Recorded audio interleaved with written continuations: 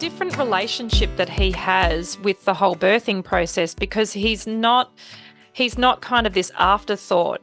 He is an integral part of the birthing team of, the triangle that is you, the baby, and him. And so it's a richness. And one thing that McGill and I reflect on a lot is that the births, all different in themselves, just like yours, all fortified our relationship in all different ways. Like a diamond, there were all tiny little angles that it just fortified and created a real resilience and trust within the relationship, so that when we hit, say, the last 4 years of complete fuckery for us, we were just this really united team. And so even though there were a lot of similarities in the sense of we wanted to have a seat at the table to make decisions about what was going on for us, but we also felt like in the middle of the stormy sea, getting pushed this way and that way, we kept coming back together as a united team, and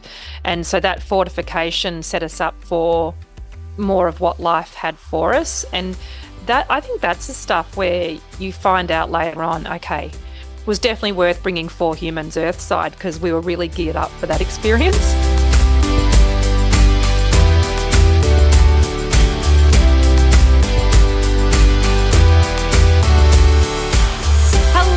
Quanta folks, and welcome to another episode of Fuck the Shoulds blogcast. I'm delighted to join you. My name's Jodi. I'm from QuantiMama, and today I have a very special guest, Carolina, who I have known for many years because I've got to follow her journey into bringing humans into the world. And we're going to have a juicy conversation around birth and wherever that goes. So, Carolina, welcome. Thank you for joining us. Hi, Jodi. Thank you so much for inviting me on. So I have a very special bond with you because I refer to you as my soulmate client, or my muse is how I actually refer to you, which I think just encapsulate you, because you're a muse-like woman. We met over the phone, and because we were talking about placenta encapsulation, and this was a few moons ago now, I think a couple of babies ago now, and we talked about getting some birth education support. And you are the reason, after talking to you, I sat down and I wrote High Vibe Birth Course, which clearly wanted to be expressed, but I will forever be grateful to you, and I will always think of you every time I think about the conception of that course, because you were the reason I wrote it. So that's basically how we started, didn't we? We had this this serendipitous kind of conversation that meant that we then did the course together during the COVID craziness. And so we did that over the screens and stuff, which I don't love teaching that way. I don't love learning that way, but you guys were great students. And what I wanted to do was chat with you today, more so just to show our beautiful community the face of the muse behind High Vibe Birth. I don't particularly want to talk about the course. What I want to do is talk about your journey with birthing and how birth looks right now, because quite excitingly, you are expecting another baby. Yeah, that's right. Baby number 4. Every birth has been completely different. So it's been quite the journey. And encapsulating the placenta, I think, has happened with all 3 of my kids. So We'll definitely go for that one again. Well, once you realise how good it is, it's hard to go back, isn't it? I can't believe the amount of energy that it builds up inside of you. There was a joke. I had to stop taking them at some points because it just builds up. If you have them for over a week, 2 weeks, then I'd have to slow down. Yeah. I was just going to say that there was a joke for a while that I kept having babies, so I got to have placenta and not the other way around. So I think we've made that joke in my house as well. Well, fair enough. So I think it'd be really helpful because you're bringing to this pregnancy a real wisdom, and I feel like I went through that as well, because I had what I would consider a very unconscious pregnancy with our first Quanta Kid 1. who's now 16 and driving me around. So I've got my own personal chauffeur, Oh, which wow. rocks, by the way. It's great being driven around. But the whole pregnancy, I think I very much booked into one of the major tertiary hospitals in Melbourne. I said it didn't cost anything to get pregnant, so it's not going to cost anything to get unpregnant. And that was my philosophy. And the birth experience that we had was unnecessarily interventionist. And medicalized when I'd prepared for essentially a natural birth that would have unfolded on its own timeline. And so I think then that then formed my opinion on how to birth. And I suspect that you've had a very similar one. So do you want to share about your birthing journey from first up to the expectant experience for the fourth? Yeah, so the first pregnancy sounds very similar to yours. I was working at the time, so I finished up, I think, at about 36 weeks. And I was driving an hour up and an hour down. So I was spending 2 hours a day driving. I think that might have played a factor in the fact that Bub was posterior. Um, so it ended up being a labour that was really slow, a lot of intervention, and it ended up with, I'm not sure if it was it was epidural, um, Mm, or just the spine blocker. I'm not sure I don't remember which one it was. Um, and it was just, what you would call a traumatic birth because it wasn't what I wanted. I had no idea what I was getting myself into. You get told that there's going to be pain and you know what's going to happen. You can research everything and think that you're ready. But I think what ended up happening was looking for a course because I couldn't manage pain at the time. And maybe having the posterior baby played a big factor. yeah. And even though I had a one-on-one, I was in the public system. I was in a hospital in the city of Melbourne. But the midwife was just past her date, I think. She just wanted to get me out of there. She wanted to do what needed to be done to get the baby out. And there was not really that sensitivity to the mother's needs and, any birth plan went out the window. So Yeah. And that led us. I can appreciate that. And I'm just before you move on, because I love the conversations that get to the juice of it.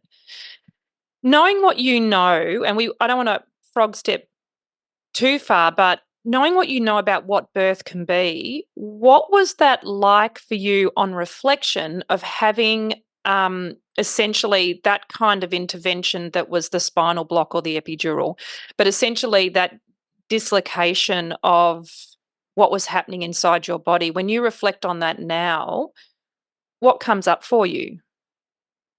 So I didn't even know what the epidural would feel like. I mean, I thought I could at least feel the contractions, and I couldn't even feel that. So it was a big shock for me in that sense.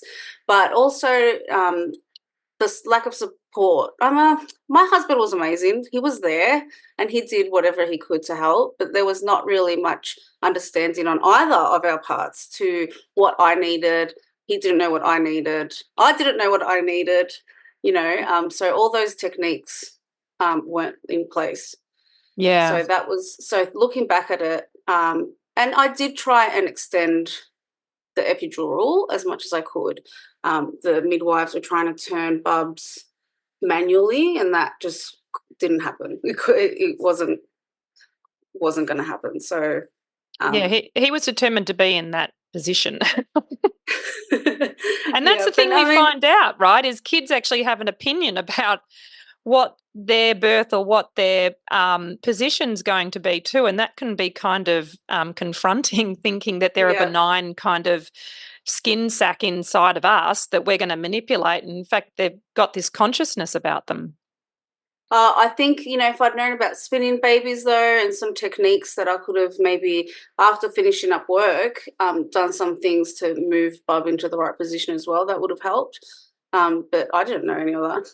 No, I and look, just, you're right because I mean that I feel like that would be a basic conversation for anyone who is expecting a baby to have a conversation about optimal fetal positioning and positioning in the car and sitting down and all that reclining position. As you say, spinning babies is a fabulous resource, and they have been around for, such a good while and have good information. So if you are pregnant, do go and check out spinning babies, because it can be as simple as the posture that you keep and the positioning you adopt when you're at rest or traveling can make a huge difference on how that baby sits, that then has the most monster impact on how your labor unfolds, because posterior babies are just not in the same position as anterior babies, which is generally how Mother Nature has equipped us to birth in the easiest fashion.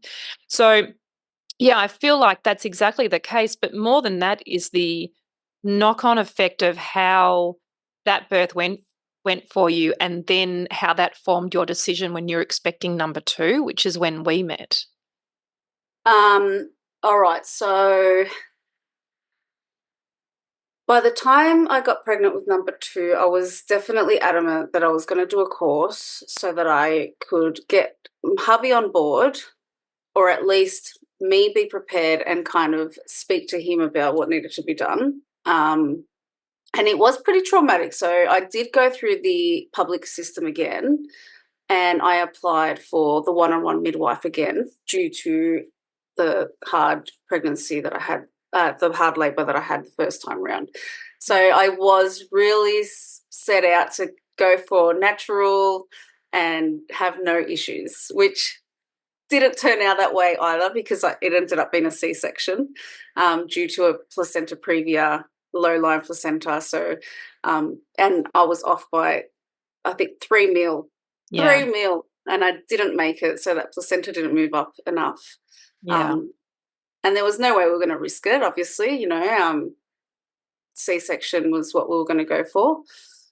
But we did do the course, and it was still a really beautiful birth. It was really, I was prepped, he was prepped, and even though it wasn't the birth plan that we wanted, we still made a really special birth. Yeah.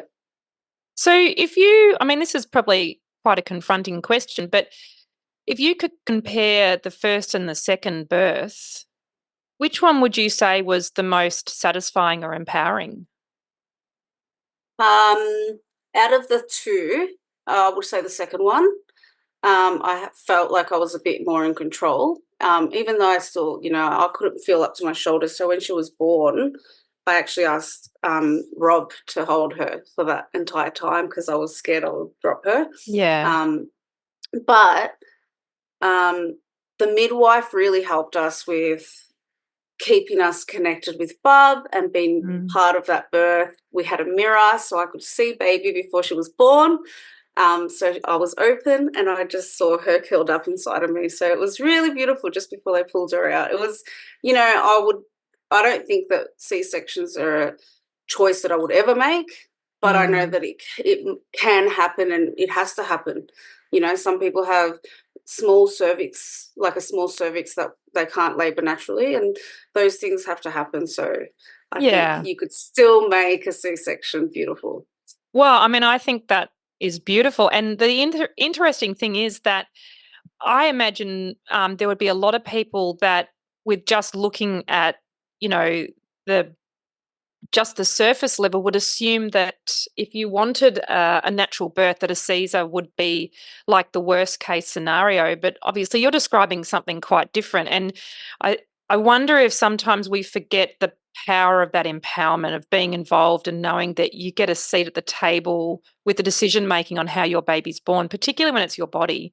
You still need to grieve it though. There's definitely a point where we were grieving, or I was grieving anyway. Yeah. Hubby was always with the attitude that the best outcome is what we want, and as long as baby and you are okay, that's the main priority. But you still go through the emotional roller coaster of having to come to terms with that. But choosing the music that you wanted. We did delayed clamping. We had, so it was the best case scenario for us at the time. I love that. It sounds like you would be very well seated to write an empowered cesarean birth plan. There's so Oh many yeah. elements to that that I don't hear happen, generally speaking, in Caesars. And it may be because the care providers don't have a wish to have that experience for the parents. It might be that the parents don't even realize that they can request that. The idea that you have an image in your mind of your beautiful daughter curled up in utero prior to her coming earthside is extraordinary. Like that's something that you've been gifted and you will have. And same with the delayed cord clamping, of which there is a mountain of uh, clinically based evidence to say it is much, much better for babies to have delayed cord clamping. The fact that it's not done normally is an extraordinary thing to me still in this world. But In most, saying that, I mm, think having the one-on-one midwife really helped because yeah, she was the one advocating for us at in theatre. And yeah, theatres were very cold; they didn't want any bacteria or anything to go wrong. So that's a lot. The delayed clamping really caused the surgeons to kind of get her to hurry up. But she was saying, "No, no, wait, wait, wait," and they waited until the cord stopped pumping. So yeah, I take my hat off to her. She was really great. yeah, brilliant. So having a really strong advocate, I think, is exactly as you say. You just have someone who can talk the talk within that space and be heard to advocate for you. So yeah, that's that. So that's rich. I want to talk But about also, yeah, go on. to compare the Yeah. recovery for both births, Mm, the C-section, you'd think would be harder. It was definitely harder than my last pregnancy and birth, but compared to the first two, it was much easier.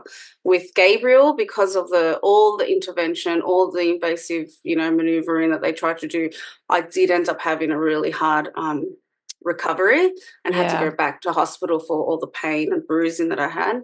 Um, so recovery seemed so easy with my second, with my daughter. So Yeah. even with that, it was much There's much a better. there's a sense of inclusion within factoring that into your recovery. I mean, I suppose with your first, you weren't expecting that to be your pathway. So, but one thing I will say that again, this needs to be common knowledge. If you are having a baby, get some homeopathic arnica from, they're at regular chemists now. So, you can get homeopathy at chemists, but arnica is a natural heparinoid and it reduces bruising and inflammation and is so incredibly effective.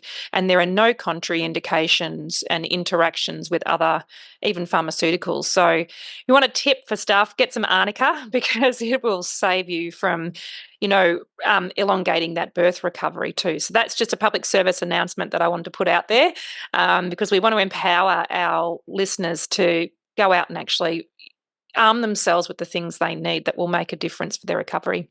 And fantastic people making these kits up and so forth. So, if you're interested, go research what's available. But yeah, I mean, we treat arnica as a staple food group in our household because there's so many bumps and bruises all the time. The kids need it. So it's very helpful. We've started using potato. Ah, I love we, that. we grate the potato, we make a poultice, and the bruising just goes away. The inflammation Brilliant. just it's been a game changer in our house. I love that. I love that. Total segue, but we've using the infinity symbol every single time we have a bump. Have you heard about that one? No, no. Oh my goodness. You make basically a figure eight over the injury site and it's essentially it's energy medicine. And the understanding is that it creates coherence in an incoherent field. And we have watched like huge bruises and bumps just recede back into the body. It's if I didn't have a medical background and had seen some stuff, I would just be kind of like, huh. But I'm looking at that going, I've got an idea about the mechanism of what's behind. And I'm like, the infinity symbol is wild in terms of what Oh it does. wow. So, anyway, there's a fun little one to try at home too. I mean, obviously, don't try on the major stuff initially, but it's definitely good for bumps and bruises and watching the Yeah. body just heal itself. I've watched my son barely being able to walk Yeah, from soccer injuries on his knees. I've put the potato down for a few hours, and then I think it absorbs the inflammation. I don't know what it does, but it works. Yeah. I love it. All right, I got some homework. So thank you. That's brilliant. I want to hear about baby number 3 because that I saw you after that birth, and oh my goodness, you were just like magnificently radiant. I have never seen anyone as shiny and sparkly and golden as you were that day. Tell Yeah, us about yeah. that one. Oh, that birth was definitely by far um, the perfect birth, the perfect scenario, the perfect birth plan for me. And it did mean that we had to go through a private clinic, a birthing clinic. So we did go through the private. We actually went to. Can I say where we went? Yeah. Mama Midwives in Beautiful. Kensington. They're an amazing Um, bunch. they were amazing. I had my group of 3 midwives, my main midwife, who looked after us, Josie, shout out. Yeah. And it was a home birth. I had hubby, and that was the birth that we basically implemented everything that we learned in your course for the second pregnancy. We were able to implement in the third birth. Amazing. I Um, just loved seeing you. right You were here, just like you right just here. kept saying, "I know, right there. Look She at was that. born right here. That's where the birth. That's where she was born." I just remember you going, "I did it. I did it," and I was like, "I know. I could see that." Oh my god! How you were. If I could have bottled that or just taken a video and just kept showing it to pregnant women, going, "Want to look like this? Want to look like this after birth? Like this is what's possible." You Yeah, reflected to me how I had felt, and I want to say to women, I say it all the time, you won't know how powerful you are until you've done it. Like you just won't know your strength until you've done it. But when you have done it, you will never unknow it. Like you just yeah, carry that's that, right. you embody that energy for everything else you do. Even when you have fear or doubt or any of that stuff, you still have that running through your cells and it becomes Yeah, a truth. not enough women are empowered enough to believe that they can do it, and they begin to feel pain and think they can't do it, but you can. Yeah. Yeah, Yeah, well, we think pain is a reason to stop, but like I did a half marathon a couple of years ago and I wouldn't have done it if I had been listening to the pain. yeah. So it's about But that it's such an reframe, isn't it? indicator. It's being aware of what the pain is doing, Yeah, and where you're feeling it and what's happening in your body. that's And right. it was a 28-hour labor. My waters broke at about 3 in the morning. So for 24 hours, I was at home, um, having the incrementally increasing contractions, and I could just feel my body getting into it and Yeah. slowly just getting itself ready to birth. So I think, yeah, baby Bub was born at 7:24, I think. Hmm. Um, That's so beautiful, isn't it? and I mean, just noticing the natural rhythm of how the body went. being aware of it, being aware of I could, it's slow progression, and then you start to feel the burn in the back, and I know my hips are widening. So it was so beautiful. Yeah, I think that every woman can do it if it's a low risk pregnancy, and I think every woman should, to be honest. Yeah, yeah. Apart from the fact that we say "fuck the shoulds," but yes, absolutely, it would be an amazing thing for women to experience that, or experience versions of that, even if we're talking empowered cesareans and so forth. Just having some kind of sense of ownership over that and being quite included. We talk about so much inclusivity in our society now, but we've missed the point of what real inclusivity can look like, not this virtue signaling nonsense where everyone gets a medal, but real inclusivity where what you say receives equal amount of attention as what, say, your care providers say, and you can actually have a really healthy conversation about it, the benefits, the risks, the alternatives, and doing nothing. And then obviously your intuition that kicks in as well. So yeah, there's so much more I think that we could do to address this, but we're in such a hurry to bring babies earthside, we often skip this nuisance conversation that happens. And that brings me around to you But there's obviously, also, yeah, sorry. go No, ahead. there's also, just to add to what you were saying, there's also a need for the education of it, because lots of women don't know. I mean, the first pregnancy, the first labor, I had sore jaw. I had a sore jaw for I think about 2 weeks. But being aware of what's going on in my body, every time I'd have a contraction, I'd make sure to relax my jaw, to relax my body, to relax my muscles, and that played a massive role. Just something Yeah. so minor can really make a big difference. So Yeah. being educated You on what. you would have pulled out all the little nuggets that related to you, and that's the genius of it. And you've kept them, so you know them, and you get to apply them every time you have a baby. So, which is, I mean, it's just such a beautiful thing that keeps going. And I mean, I've found lots of stuff I use even as a parent. Breathing has been very useful as a parent where I've got triggered, usually the mirror in my children. They're bringing up all the stuff that you don't want to see in yourself, and you need to find some kind of inner resourcing to not make it about them. You make it about yourself. So I'm That's really right. I'm really interested to um, talk with you about how you're approaching this one, because you did mention to me earlier that your decision making is being affected by a number of factors, including the cost of actually having a birth on your terms. And we won't even get into the point of whether that's appropriate or not, that, whether it's reasonable that you make decisions on how to give birth based on how much it costs. I think that's a very sad indictment on society, especially in our very privileged white middle class world. But it's a reality for you. So, how are you approaching this birth with those perceived, I suppose, limitations? I think I've also had to grieve that as well. I've had to come to terms with the fact that it might not be what I would ideally love. I gave birth just behind here to Evangelina 2 years ago. She was a Mm. water birth. She came out half in her sack, and that was like a visualization that I'll never be able to forget.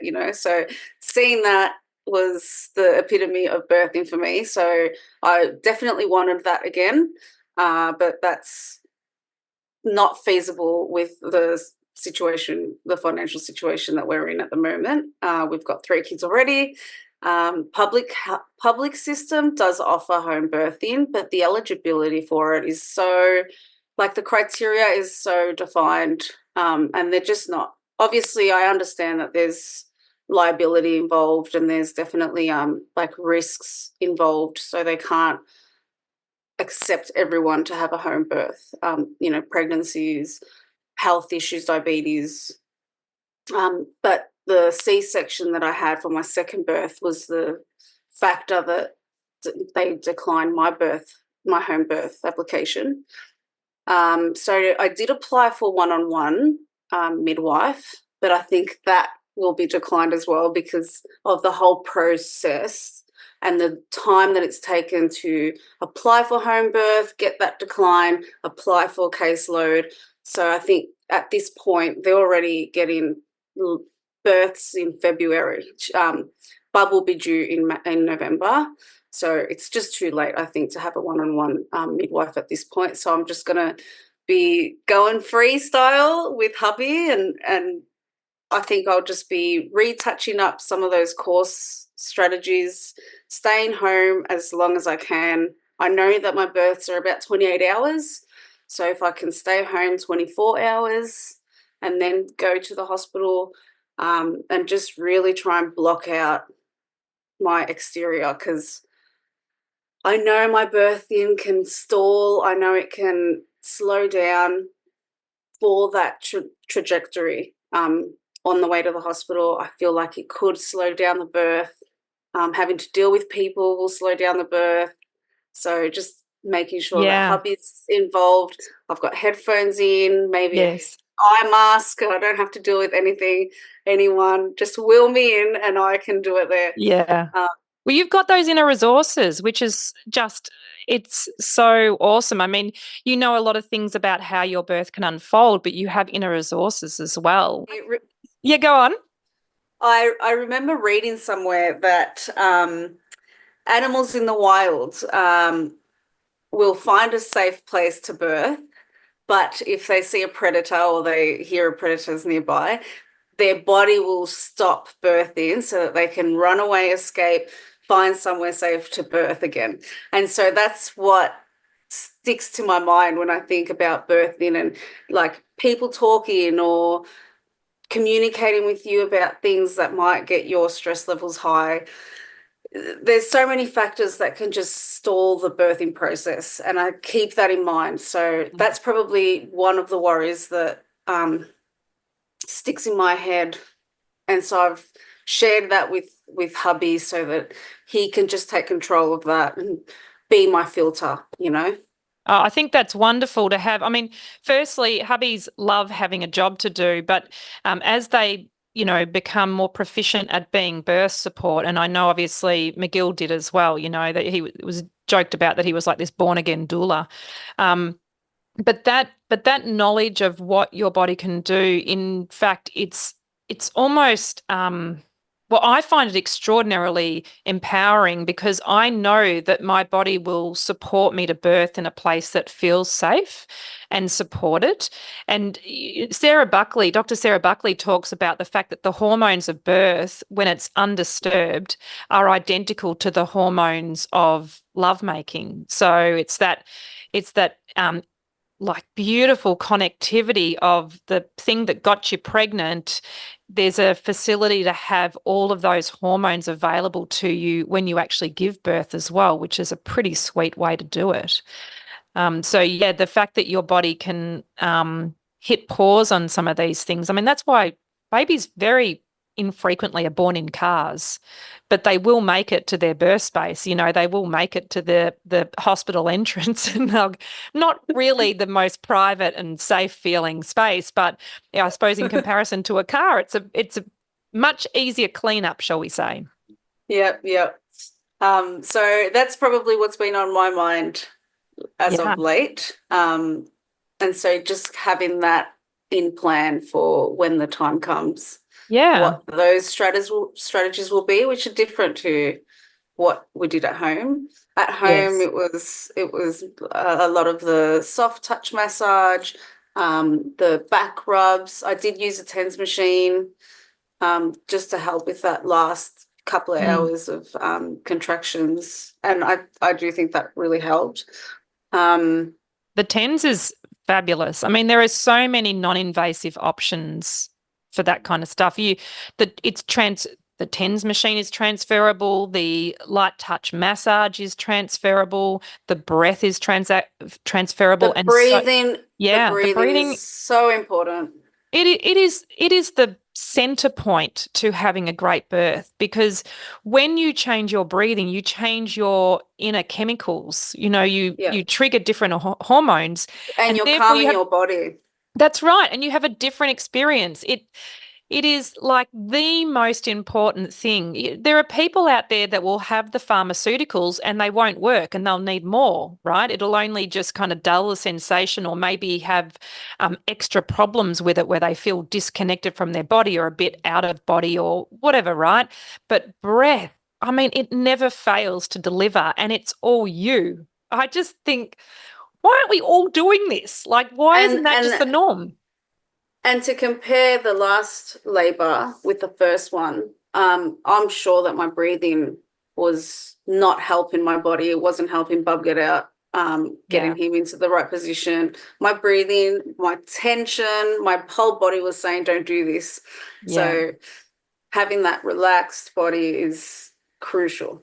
Yeah. Yeah. So I mean, you already sound like you're preparing so beautifully, and you're about to, well, you're not too far off your third trimester, so the downhill run into this baby arriving, and already there's a lot of preparedness that's happening for you. But I love the fact that you're really comfortable to sort of say, there's more for me to do. You know, there's more for me to allow for the grief to move through about the fact that this birth will unfold in a different way because you're not birthing in the space that was your first preference. But there's also, once that grief moves through, there's a real richness to be able to find the surrender on the other side and the trust and find another way to create the high vibe out of that. So it's a beautiful thing that you're going into it eyes wide open and that and being very kind to yourself and very gentle to yourself. Um, and giving the opportunity, allowing for the opportunity for my husband to take control. You know, a lot of women don't want to do that. And I have struggled to say, you know what, I can trust my husband in these situations and settings. And at home, he did a fantastic job. In the theatre, he did a fantastic job. So I'm sure he will follow through as well. Yeah. Absolutely. He will. I mean, he's a gem of a gentleman, but also there's a different relationship that he has with the whole birthing process because he's not kind of this afterthought.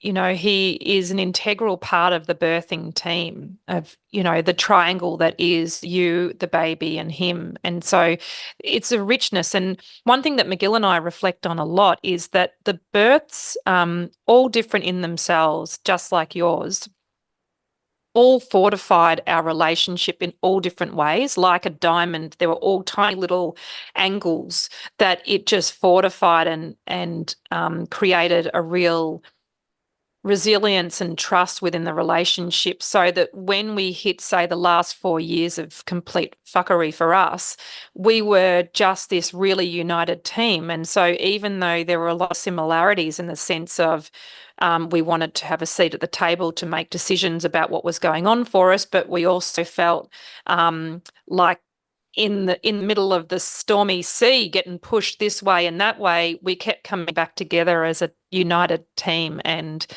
so that fortification set us up for more of what life had for us. And that, I think, that's the stuff where you find out later on, okay, it was definitely worth bringing 4 humans earthside because we were really geared up for that experience. Yeah, yeah, yeah.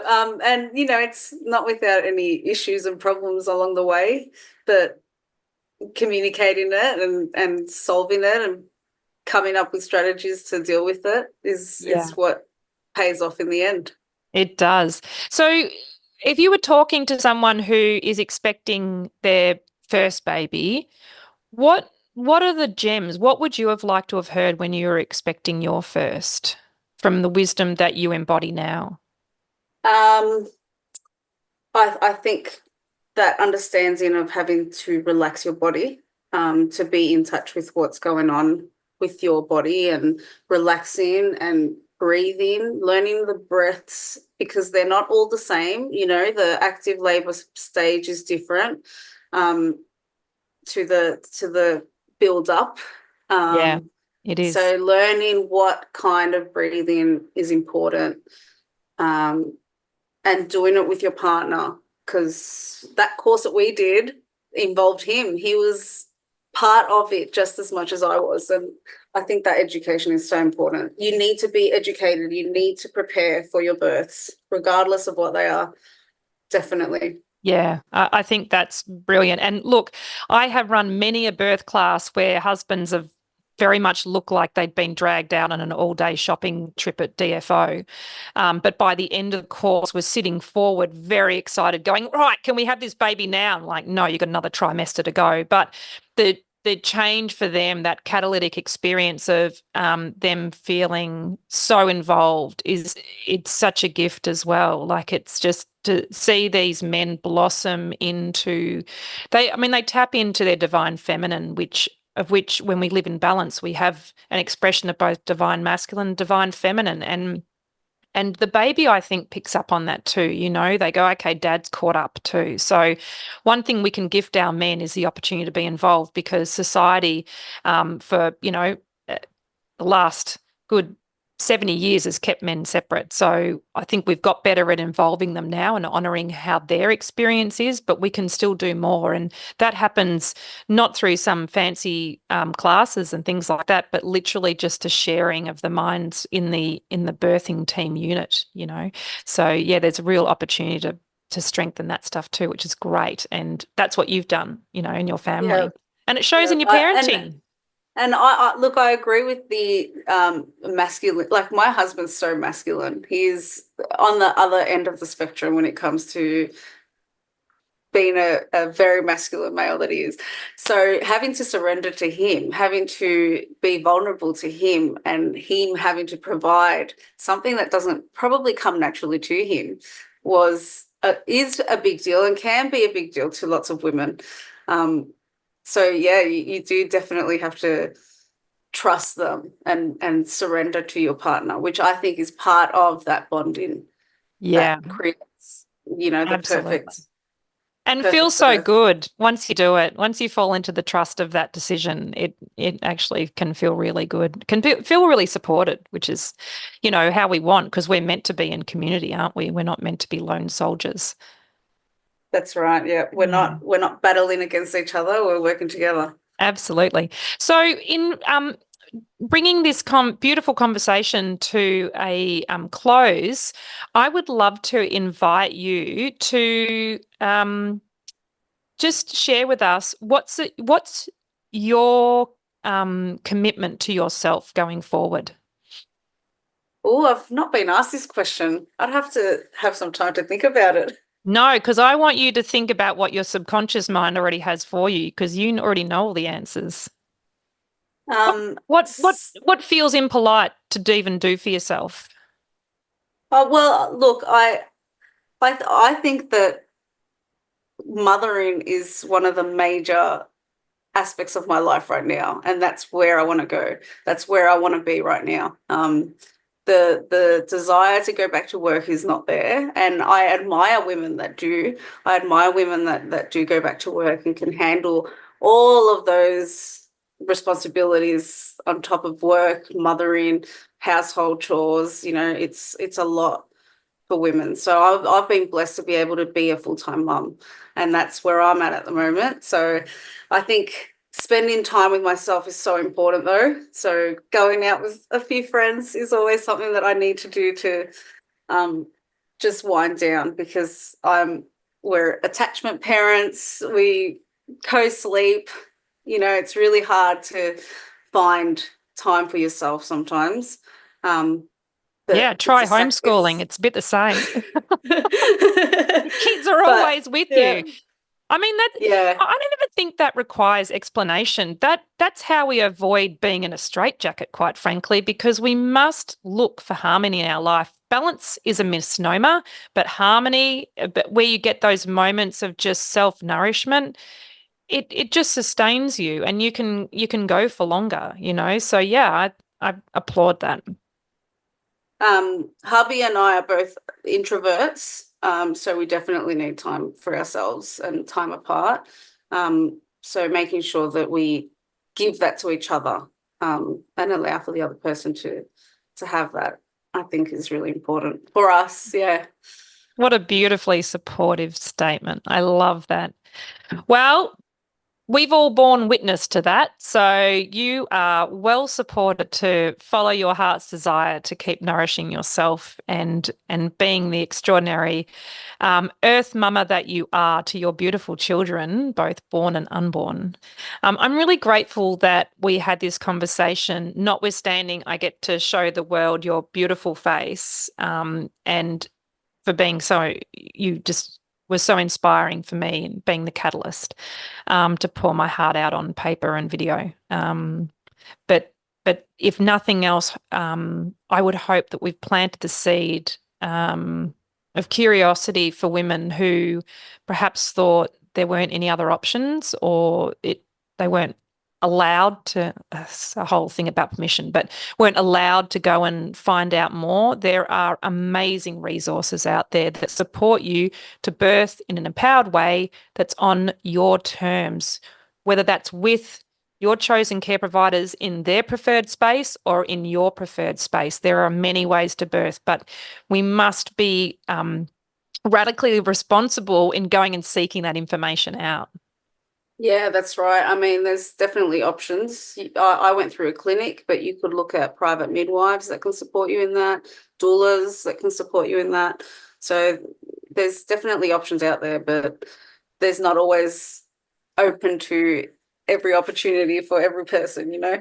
Yeah, which is why my favorite birth preparation affirmation is that the that something along the lines of my birth unfolds in the way that it was meant to, so that there's a trust in and surrender in how that goes. Yes, you still take all the tools that you need. You have a radical responsibility with looking after yourself, having a mindset that is very grounded and nurturing and kind to self and our birth team. And you have your breathing practice and you do all those things that you can do. But ultimately, we must place our trust and surrender in the universal field of how it's going to unfold and our baby's opinion in terms of how they want to be born as well.